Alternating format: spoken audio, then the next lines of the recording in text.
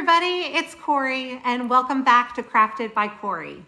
If you're new here, thanks so much for stopping by. I hope that you'll consider subscribing and hitting the bell to be notified every single time I upload a new video.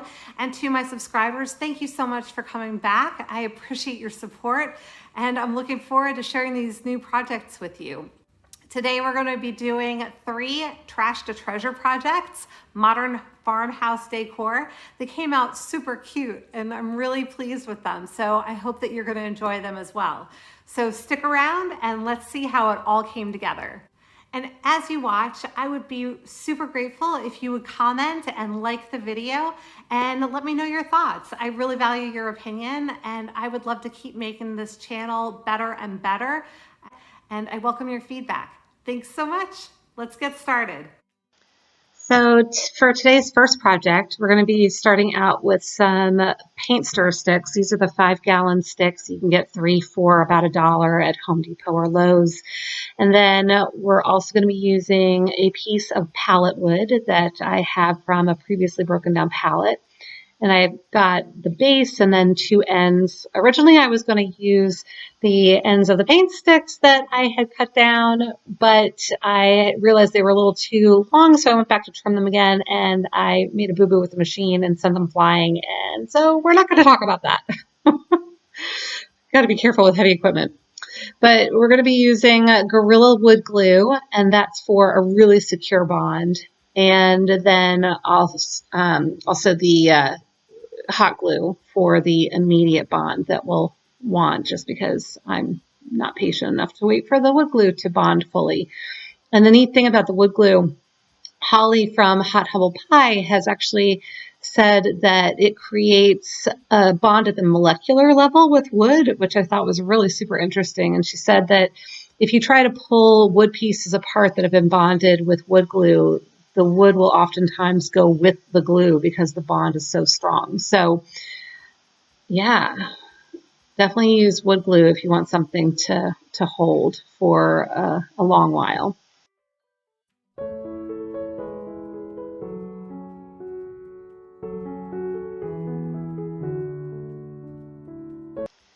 Okay, so once I've got all of the paint sticks on, I'm going to go ahead and paint it. I'm going to be using the Linen White chalk paint by Rustoleum as well as the Aged Gray. And so going to give it 2 coats of the white chalk paint, and then I'm going to come back and age it with the gray just to kind of dry brush and distress it a little bit. Give it a little bit more interest.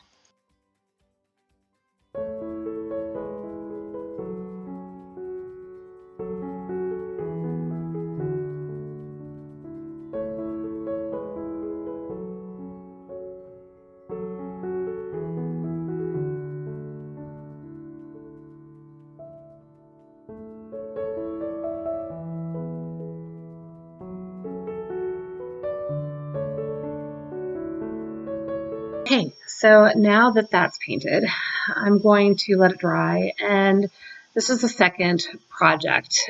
This is actually a tub, if you will, from Mixed Nuts from Costco. So I'm actually going to be painting 3 of these. I love Mixed Nuts and I snack on them all the time, so I've been collecting these little tubs of the Kirkland's Mixed Nuts, and so I've cleaned it out and going to be painting 3 of them, and they're actually going to sit side by side inside the little box.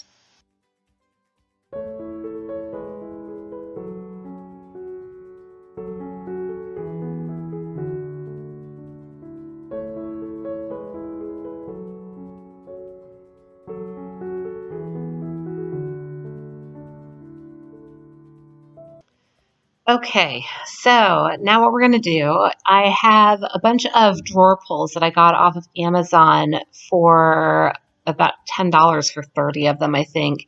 And I'm taking elephant chalk paint and I'm just going to knock down some of the shine off of them, make them look a little bit more aged using a cosmetic sponge. as you can see, I've got all of the 3 tubs painted of the mixed nuts, and I had distressed them with the the gray chalk paint as well.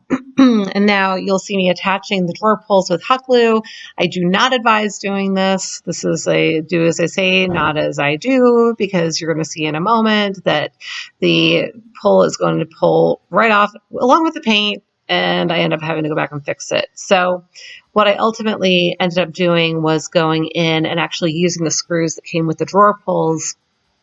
I used some foam core to build up the inside of that other cap, which happens to be Tropicana Orange Juice caps, because I thought that they were really neat looking. And using the foam core to build it up so that the screws would be tight going into the drawer pulls.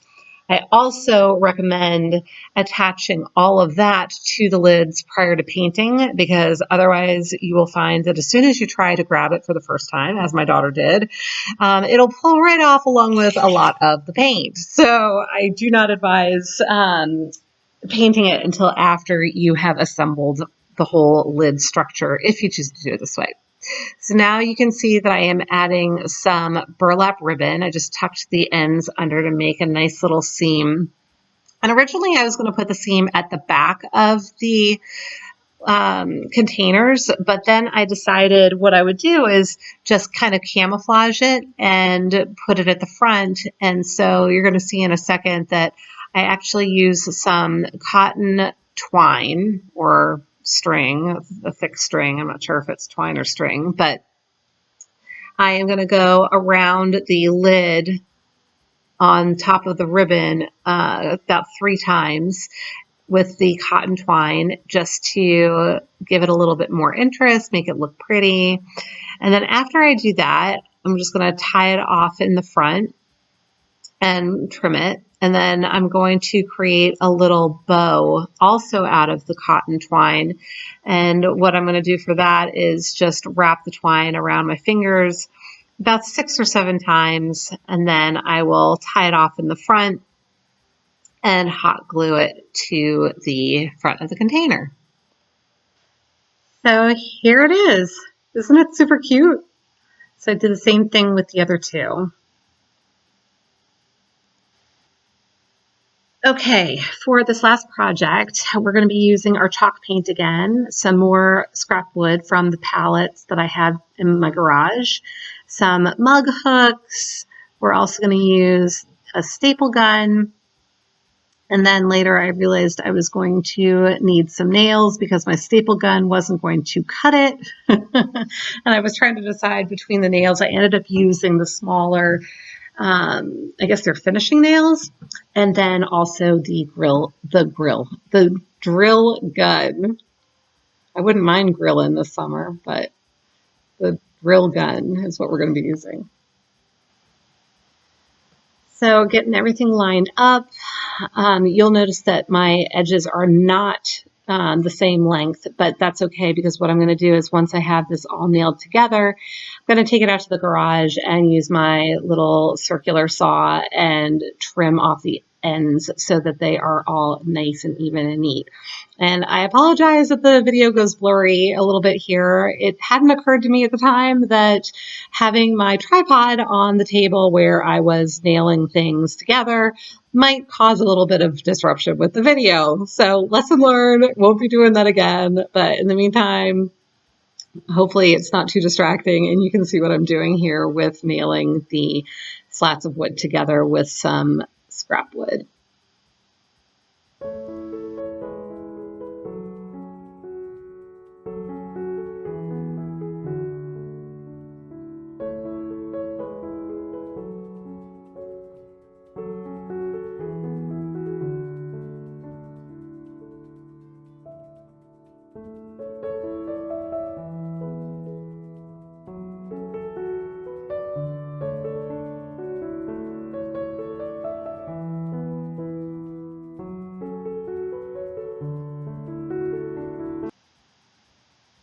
Okay, so here you can see I've got my wood all trimmed up and nice and neat on the edges.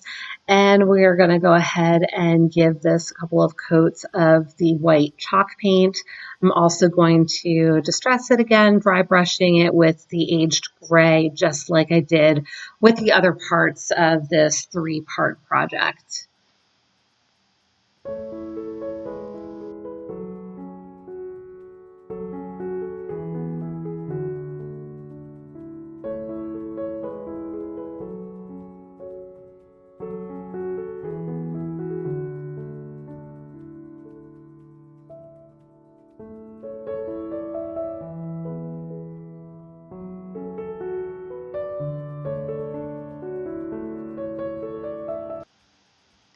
And you can see that some of my wood slats aren't perfectly butted right up against each other, but I'm okay with that because I'm going for kind of a rustic farmhouse look. So that really doesn't bother me. I'm fine with that. And it's really not all that noticeable once the whole project is complete.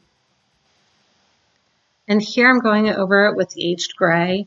And if you ever feel like you get a little bit too much of a certain color, it's really easy to just go back over it again with whatever color you feel like you need to cover it up with. So if I got a little bit too much gray, I would just go back over it again with a little bit of white, and it really just blends nicely. And paint is easy because you can always paint right back over it again if you need to. You can see me going back in with a little bit of white there that I took off of my stir stick.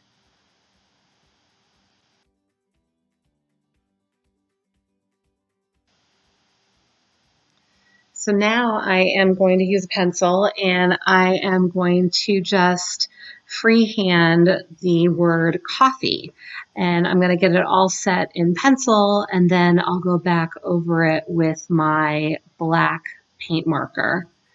I always like to try to do it out in pencil first, and then I'll go back over my design just in case.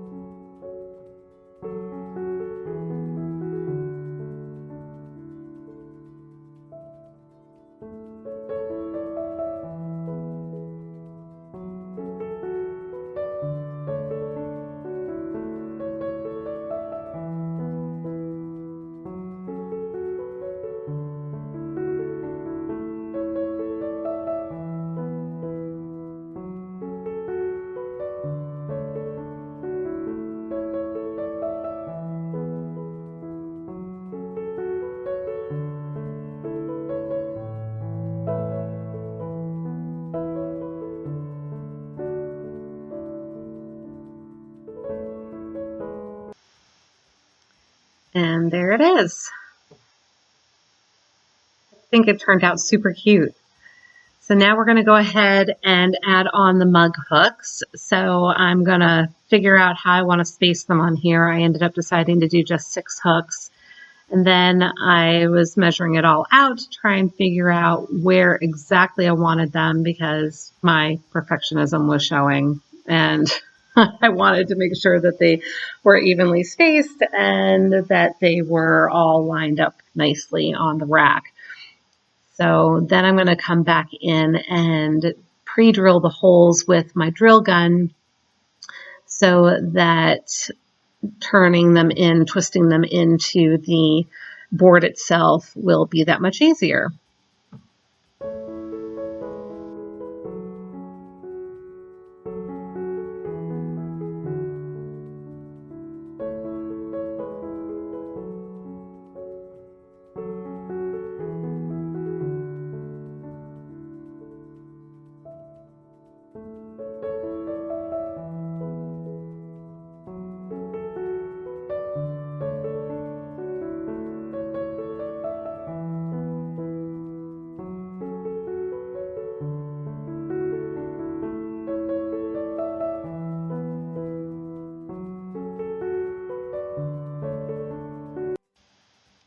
And there we go.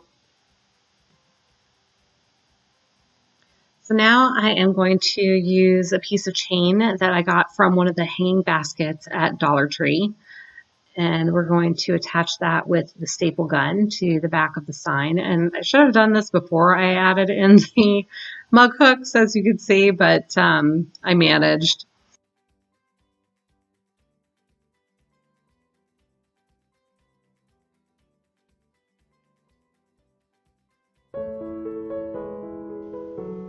And so there you have it.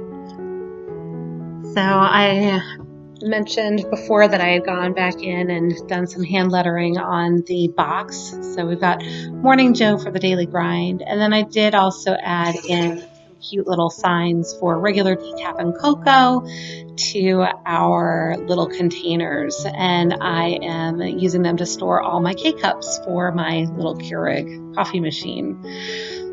So I've got my mugs on my mug rack, and I think this turned out really cute. I'm really happy with it. What do you think? I would love to know your comments. Please share in the comments box below and let me know.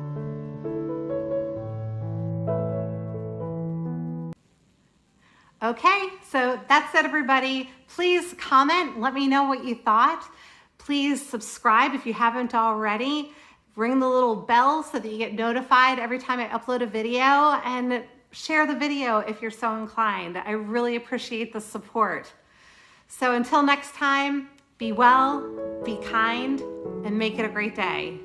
Thanks again. I'll see you soon. Bye.